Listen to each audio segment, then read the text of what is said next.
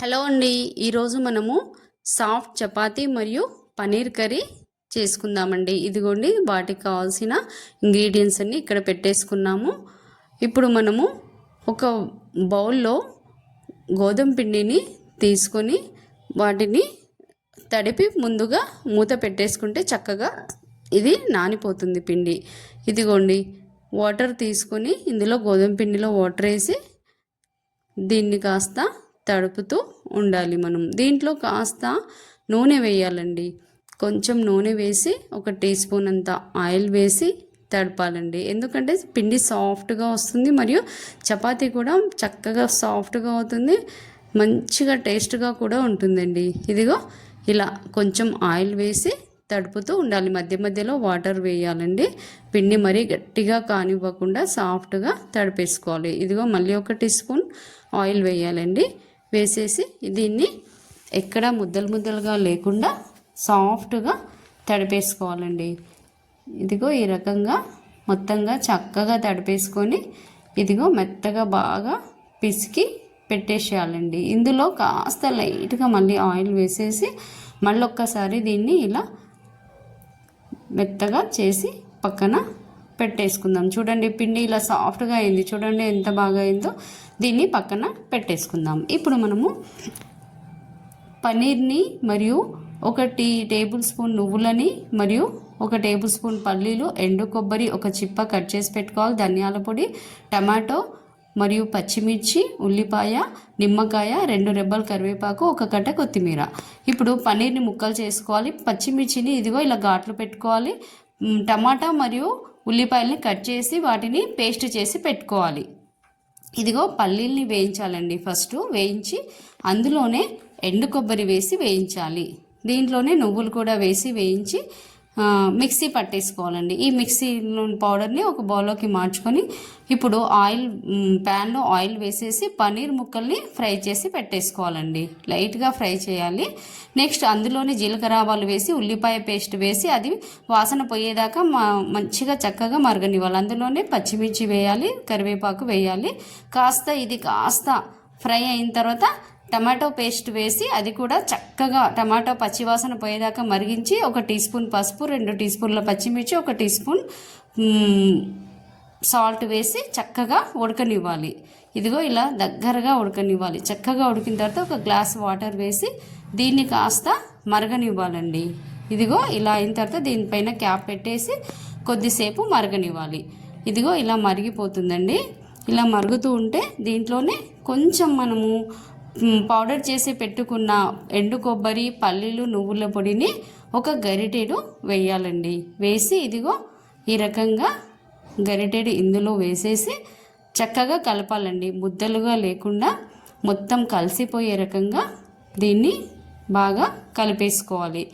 ఇలా కలిపేసుకున్న తర్వాత ఇది చాలా లిక్విడ్లా అయింది కదా, దీన్ని కొంచెము దగ్గరికి అయ్యే రకంగా సిమ్లో పెట్టేసి కాస్త దీనిపైన కొద్దిసేపు మూత పెట్టేసుకోవాలండి.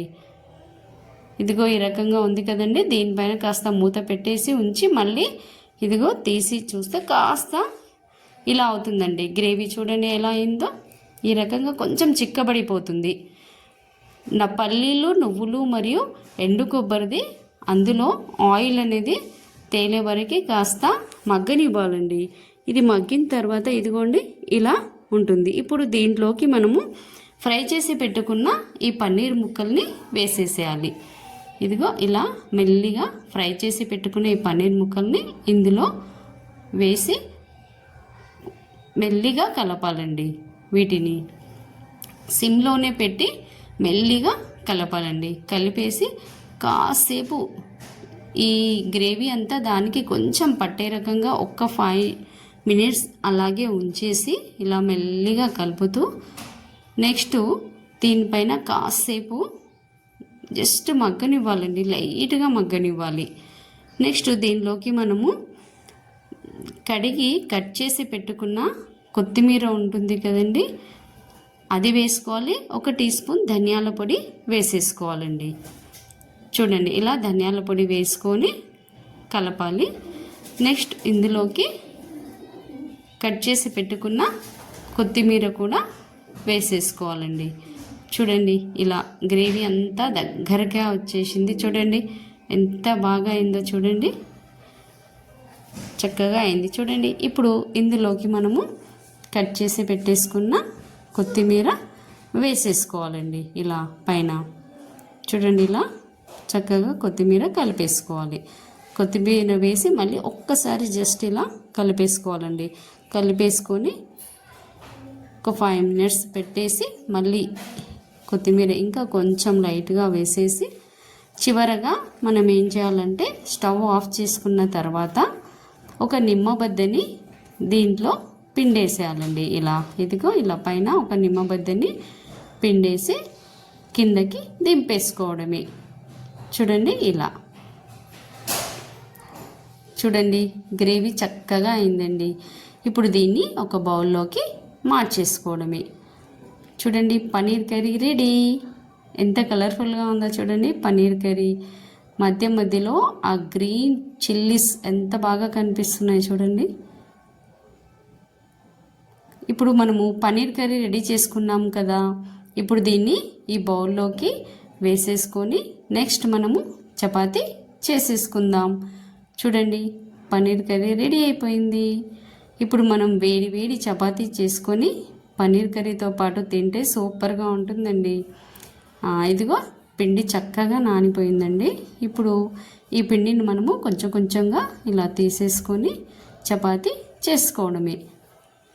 ఇప్పుడు ఈ చపాతీని ఇదిగో ఇలా పిండి నానిపేసుకొని దీన్ని మనం ఏం చేయాలంటే ఇలా బిళ్ళగా మార్చేసుకొని కాస్త పొడి పిండి వేసేసుకొని ఇలా చపాతీ కర్రతో దీన్ని చేసి ఇలా చపాతీ చేసిన తర్వాత దీనిపైన కాస్త ఆయిల్ వేయాలండి. ఇలా వేసి దాన్ని ఫోల్డ్ చేసేసేయాలి చపాతీని. మళ్ళీ ఇలా ఆయిల్ వేసి ఫోల్డ్ చేసి మళ్ళీ దీనిపైన కూడా లైట్గా ఆయిల్ వేసేసి మళ్ళీ ఫోల్డ్ చేసి చపాతీ ట్రయాంగిల్ షేప్లో కానీ రౌండ్ షేప్లో కానీ చేసేసుకోవచ్చు. మళ్ళీ చూడండి ఇలా మళ్ళీ చపాతీ చేసేసుకొని కాల్చుకోవడమే. ఇంకా చాలా సాఫ్ట్గా ఉంటుంది మరియు పొరలు పొరలుగా కూడా అవుతుందండి ఈ చపాతీ. చూడండి ఇప్పుడు ఈ చపాతీని చక్కగా కాల్చుకోవడమే.